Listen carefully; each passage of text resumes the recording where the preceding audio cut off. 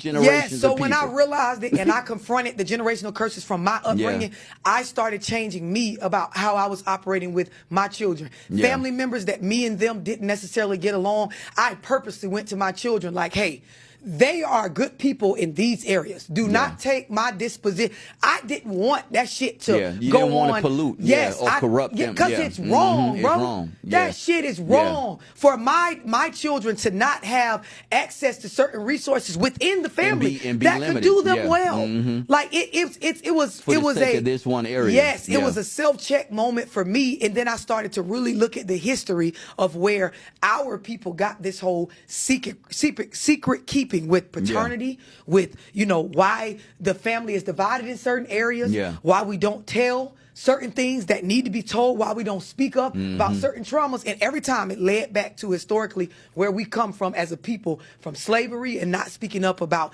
being raped by the master. And, just I followed the timeline all the way down and I realized, we are just repeating the same trauma behavior, and then some of the behaviors that were necessary at certain points in time in history, the older people are not giving us those reasons why, so we can know whether to tear down the fence at this point or leave the motherfucker up for valid reasons. Then I started teaching it and I realized it's a lot of women. They don't let their baby daddies be involved with their children because they were programmed to believe that men be raping these kids and dudes be doing this. And my auntie got raped by her uncle in the family, and that was their trauma. It was a real thing. It really happened. What does that have to do with the guy from crosstown? With every man. Every man is looked at as a potential pedophile or predator. And it's I just started seeing it everywhere. I saw one woman, she was arguing online with a bunch of different people, but her stance was, my baby daddy is not allowed to change our kids' diapers. You got some women that's adamant. They go so far as to not even allow their daughters to sit on their father's lap. Like they adamant about that. She made it clear. He ain't a weirdo. I don't have any justifications in regards to his character as to why I have this rule. I have this rule because of stuff I went through. Right. Exactly. That I'm now projecting onto the child. So my daughter relationship may have certain restrictions because I won't go sit and see about my own goddamn trauma.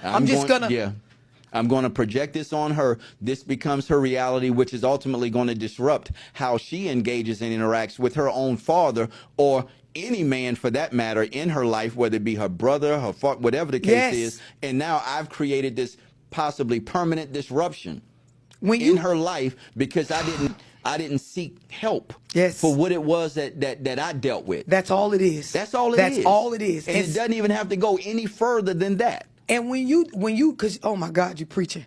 When you talk about this stuff we talking about now, and you actually go to therapy, a sexual abuse counselor, or go to counseling, they break down to you by a professional and not just a YouTube. Yes, by an actual professional with a degree. Doesn't matter what their personal life looks like, but that individual has they're trained on the formula to remedy this type of stuff. Give you the tools. It is very much empowering you to confront. Not hide like the old folks, Uncle so and so. It's the opposite. Even if the person is dead, come on. They say talk about it. They say speak up. They say teach the ones under you what to look at as the character traits of an abuser. Isolation is the first key. Certain things they break down is so empowering that you come out wanting to go around men and bring your children around men so that you can put to use the information that you learned. I'm gonna tell you.